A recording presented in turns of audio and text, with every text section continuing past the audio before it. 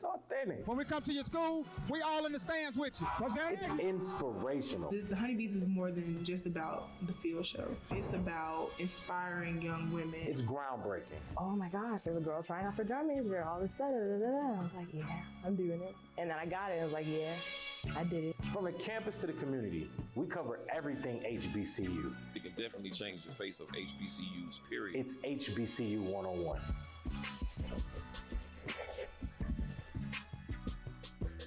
What's up, everybody, and welcome to the very first episode of HBCU 101.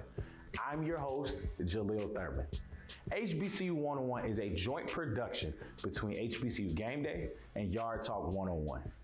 When we pull up to campus, we're going to take you behind the scenes and show you the ins and outs. It'll be homecoming season before you know it, and down at Benedict College, they know how to get down. Now, let's flash back to homecoming 2018 in Columbia, South Carolina, where I take you all around Benedict College. I'm here at the Benedict College in Columbia, South Carolina. And as you can see behind me, it's homecoming, y'all, all right? Look, we got the Tiger Fest, we got the fashion show, y'all in for a show. So look, just sit back, relax, and enjoy the show. Because it's Yard Talk 101, baby, let's go! Hey.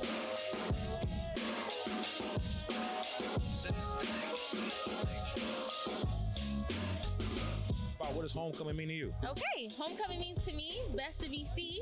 I'm representing the best, bringing the best out of the students, the best out of me. I'm an AKA, bringing the best out of AKA side chapter. All right. Speaking of family, right? Is that what homecoming is about to you? For me, that's all it is. Okay. I'm a part of Kappa Alpha Psi Fraternity Incorporated, and when my old heads, my pro fights come back, man, they show us so much love and embrace us. So it's like, that's the campus around Benedict. You know what I'm saying? That's the environment around the campus. It's just everybody coming back, showing love. Like, I used to go here, so you following in my footsteps. So in a sense, I need to help guide you and make you feel like this family. Why Benedict?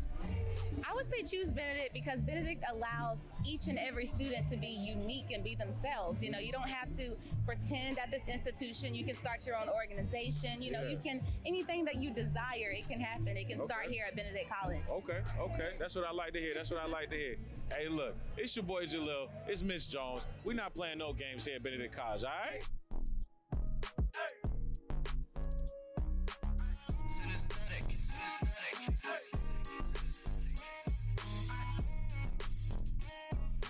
Now, Jasmine, coronation was yesterday, right? How does it feel to be officially the queen of the university? It feels awesome because I'm being officially crowned, but I am, representing the best HBCU, the best of BC. There would not be HBCU without BC, Benedict College. I like that. And Isaiah, this is what we got going on. We got the fashion show, right? It's a lot of students involved. Y'all got different people performing. As the faces of the university, kind of like chime in on how that makes you all feel. I mean, it makes me feel extremely proud. You know, I love the direction that the school is going in right now. The whole campus morale, the energy that we have here. This is probably the best homecoming I've had. During my 4 years here. So I love it. I love it. It's your boy Jahliel, and I'm here with Mr. and Miss Benedict College. All right, look, it's Yard Talk. It's Benedict College. All right. It's your first homecoming. How is it everything you expected it to be, or what's up? It's everything and then more. I had a picture of it, but it's way bigger than the picture that I had in my head from all the different events, all the concerts, the parties, all the multicultural stuff we had. It's really good. It's really good. So that's really amazing to hear that your first homecoming definitely exceeded your expectations, especially your freshman year, because you really just never know what to really expect in college. Hey, well, look, it's your boy Jahliel, and it's my main man Tyrell. We're here at Benedict College Fashion Show, Yard Talk 101. It's homecoming, all right? And there you have it. The Benedict College, home of the Tigers. We have been able to give you the true inside scoop on Tiger Nation and their homecoming. So you just got a taste of that homecoming flavor. When we come back, we're going to talk to Tali Carr with HBCU Game Day, and we'll explain how this whole deal came together with Aspire TV and what you can expect from us this season here on HBCU 101. So don't go nowhere. Welcome back to HBCU 101 on Aspire TV. Fish Fridays, fried chicken Wednesdays. Woo, Smell Like School is back in session. Everyone is checked into their dorms, getting ready for the fall semester. And after seeing how hyped Jackson State University was for Welcome Week, we might have to take a trip down to Tiger Nation real soon.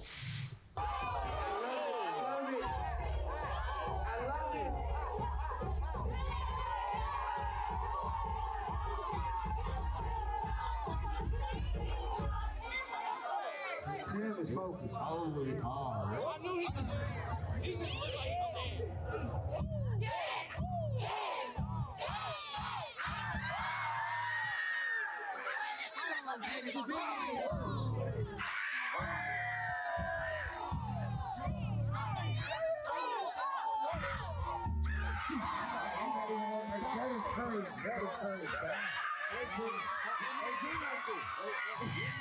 Welcome back to HBCU 101. I have the pleasure of sitting here with my main man, Tali Carr, from the HBCU Game Day. Tali. What's up? What's up, man? First and foremost, thank you for coming on the show. Hey, happy to be here. I'm very happy that we've been able to start this project together. You told everyone at the start of the show, this is a joint production, HBCU 101, between us at HBCU Game Day and your crew at Yard Talk 101. So I'm a little bit older than you. Did you watch Voltron growing up at all? A little bit. I caught a little couple of they were it. like separate lions. They came together. Yeah. They made the big robot. And then boom. So we kind of got the Voltron effect going on. Yeah. Nah, I definitely am excited. I think it's crazy that we're able to come together and put different aspects of HBCUs and bring them together, from the sports aspect to the culture and the lifestyle aspect, to be able to really make something that's gonna just be something special for everybody out there. Yeah, so I imagine people sitting at home on Aspire TV across the country are like, who are these guys? Like last week there was something different on my TV at this time. But just a little bit of background. So at HBCU Game Day, we've been in business about 7 years now, since 2012, do the math. Yeah, 7 years. So we cover a lot of sports, as you say, and we get into the culture, but nothing like you guys do. So if we were both at a football game, HBCU Game Day would be on the field, shooting the bands, worried about first downs, and you would have been like on campus on Friday. Yeah, on Friday. Talking to the campus queen, the king, the president. So you really cover things on the yard, hence Yard Talk 101.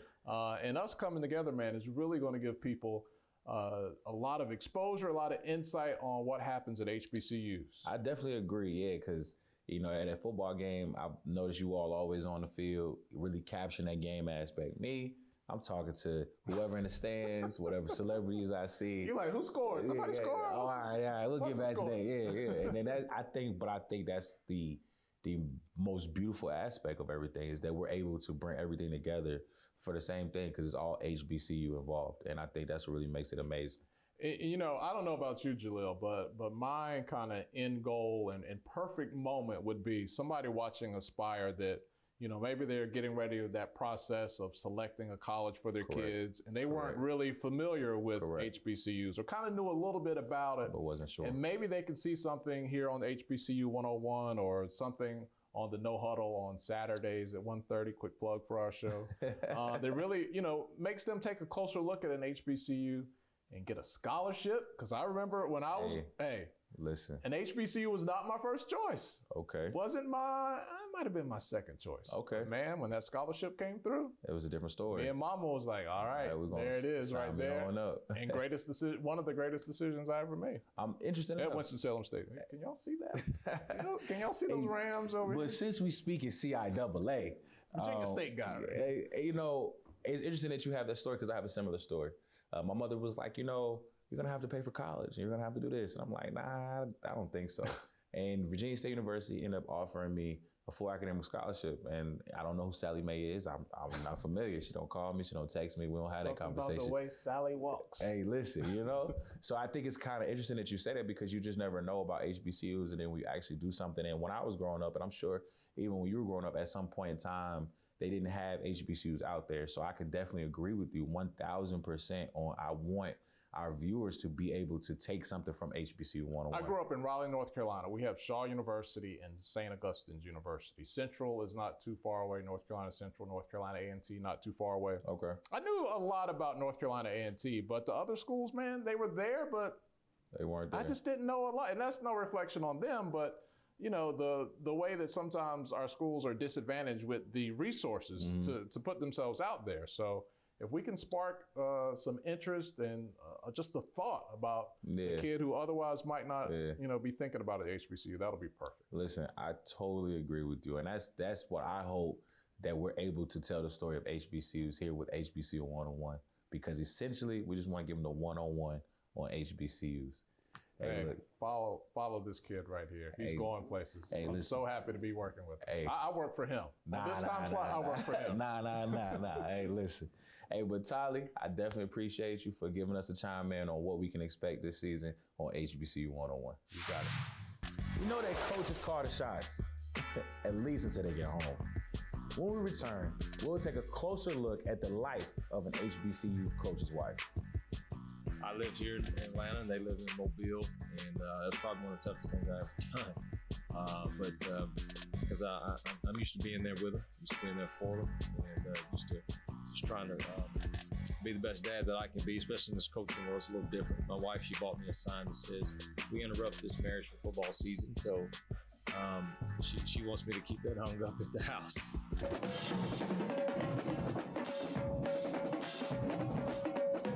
Shout out to everyone out there supporting their HBCUs, especially Trojan Nation. What's up, VSU? Now that football season is underway, if you want to stay up to date on all of the Black college football action, make sure you catch No Huddle right here on Aspire TV.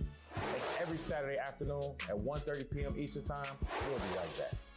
You're watching HBCU 101 on Aspire TV. We'll be right back. Give a coach a whistle, and he thinks he runs the world. Run here, jump here, stop, go back, do it again. Man, that take me back to my Lindblom days in Chicago. Whew. Now that might work on the field, but when he gets home, it's a different story. Tim Bowens is the new head football coach at Clark Atlanta University, and he tells us all about being married to a coach's wife. Well, my wife, I tell you, she watches more football than I do at home. Usually on Saturday I get home and I'm usually watching the film. I grade the film. On that, I usually do it Saturday, so we can try to have some time on Sunday morning. And she's usually watching the football game, up, jumping around, clapping stuff. I'm like, can you calm down? I'm trying to grade film here, But usually when I get home, she'll talk a little bit. Usually it's about what's going on with the kids and what she's got going. And then she'll ask, what's going on, how's things going. But and then if she sees something, she'll let me know. Why'd you do this? But as far as and the season hasn't even started yet, So, but she's really good when it comes to just giving you a second opinion or a second eye, so to speak. But it's a good eye, I'll say that. I lived here in Atlanta, and they lived in Mobile, and that's probably one of the toughest things I've ever done. But because I'm used to being there with them, used to being there for them, and used to just trying to be the best dad that I can be, especially in this coaching world. It's a little different. My wife, she bought me a sign that says, "We interrupt this marriage for football season." So she wants me to keep that hung up at the house. This is the part of the show where we honestly don't know what's going to happen. Comedian B-Dot takes us behind the scenes for this year's home opener at North Carolina A&T State University.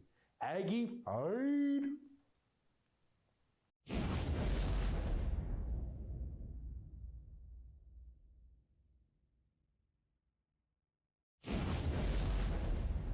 What's really good, man? B-Dot here, HBCU Game Day on Aspire TV, and we are on the campus of North Carolina A&T State University. They like to say Aggie Pride is nationwide, but we ain't got to go all the way around the nation. We came right to the campus. And look, today, I'm trying to find the cheerleaders. You know what I'm talking about? I'm trying to see their gorgeous selves, see if they got some things they can put out there on how dominant they are in the MEAC. You dig? I'm trying to go to the tailgates. When I go on the campus, I'm trying to eat. You know what I'm about? Put some grease in the belly. You understand what I'm saying to you? And of course, we got to get in the stadium and see what the fans is talking about. HBCU Game Day right here on Aspire TV. I'm your host, B.TV, and that's my little drummer boy. Listen, play, boy. Play that drum. Play that drum. You making me proud playing that drum. Play that drum. Well, let's go have some fun. North Carolina A&T Aggie cheerleaders, baby. Aggie Pride all around here.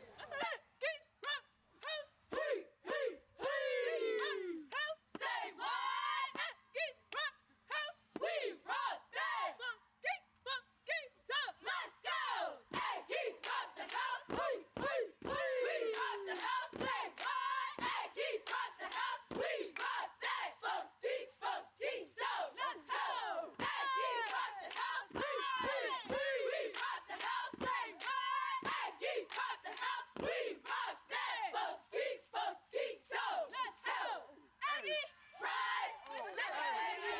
When I come to your campus, it's mandatory that I gotta feed the beast. You didn't take it about. We got some poke.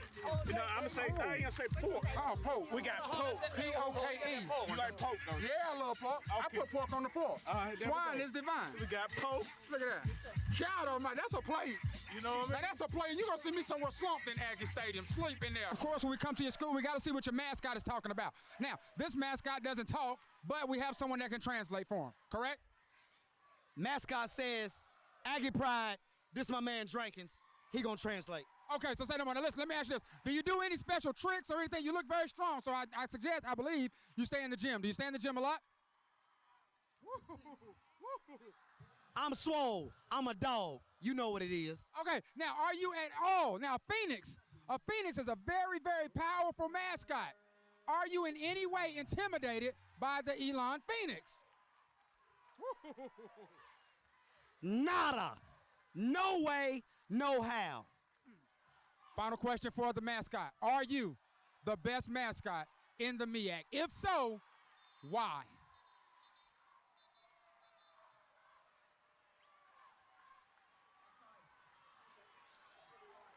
You already know what the going on. We got our own edits. Thank you very much. Clearly, the Aggie dog likes to curse and have a lot of fun. Listen, man, every time we come to your school, we touching down bands, mascots, translators. It all goes down on HBCU Game Day, baby.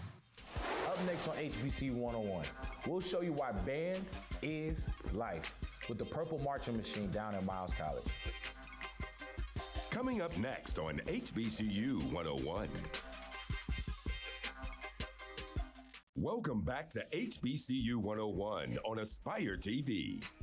Coming up next week here on HBCU 101, we catch up with a Morehouse student athlete who overcame the rough streets of Chester, Pennsylvania to receive a full academic scholarship. He is one of only 1,000 students in the country to be awarded this GATE scholarship. When I talked to Coach Freeman, we talked about God. So like, that spoke volumes to me. Like, it was a side of football. We talked about faith, and he like, when you come here, you're gonna learn things like how to be a man, the correct way, where the fork's supposed to go, stuff like that. So it was like, this is where I'm supposed to be. Man, that boy's smart. If you make it to a Southern football game this year, you should take a look at that fact that they have one of the top left tackles in the SWAC. Don't be surprised if he makes a few defensive linemen sing a song of mercy by the time the fourth quarter rolls around. His parents had to be singing a different tune. Maybe some of that good Jodeci, because that's exactly what they named him. Jodeci Harris is one of the best ballers in HBCU football, and he might have the best name. Okay, I'm sure that I'm in the same wheelhouse, probably the same age or close to it as your parents. Jodeci was my favorite band. Yeah. Is that what, are you named after the band? Yes, sir. What's the story behind that? It has to be a good story. I don't even know. They say this, that was the band back then when I was born, so I went with the name. Everybody likes it. I ain't getting no knocks on it yet. What year were you born?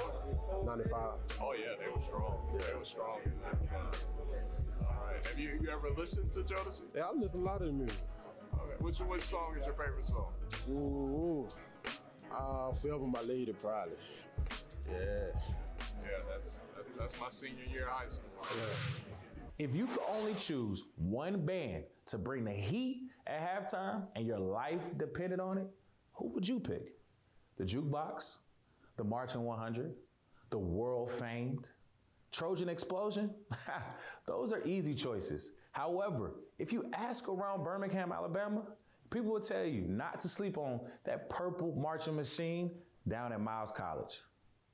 Yeah, when he or she takes the field, it's to let the other band know and the crowd know that Miles College has taken over your stadium.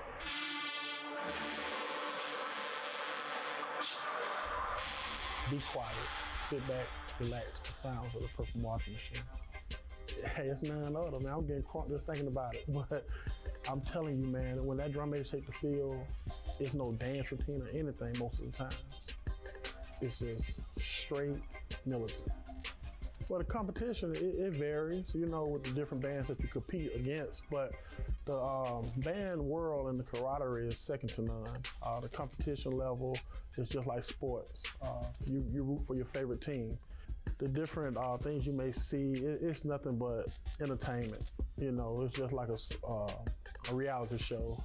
I'm friends with all those guys. The guy at Stillman, I'm friends with the band director at Talladega, my brother down at Alabama A&M, my mentor from Alabama State, James Oliver, Mr. Leonard at Tuskegee. All us, you know, we get on the internet and we talk trash, but we love each other. There's no hostility. It's just fun. You can go to a black college band, black college football game, and the stadium will be packed. Then after the game, you will still have that same crowd waiting for the fifth quarter. So the band is just as important as the football team. When Miles Band show up, it's definitely no mercy. You know, it don't matter if my daddy was the president at Clark. When Purple Heart Machine march in, it's definitely no mercy. And after the game, you know, we go out to eat and tell jokes, but it don't matter if my sister was the band director at a school across the field from me. I don't really care. You know, it's gonna be definitely wartime. So the first episode of HBCU 101 is in the books. Don't forget to check us out all football season long at 12 noon on Sundays. If you miss us, catch us Saturdays after the No Huddle at 2 p.m. here on Aspire TV. Next week, we'll dive into the swag and tell you all about which football coach loves to go hang out in the tailgate after the game is over. Though he might want to watch some game footage, I also have heard he's known to shut it down a time or two. But don't worry, we'll tell you all about it. From the entire crew, I'm Jahliel Thurman. Don't forget, you can stay up to date on all the latest happenings with HBCU sports and culture at hbcugameday.com. We'll talk to you next week.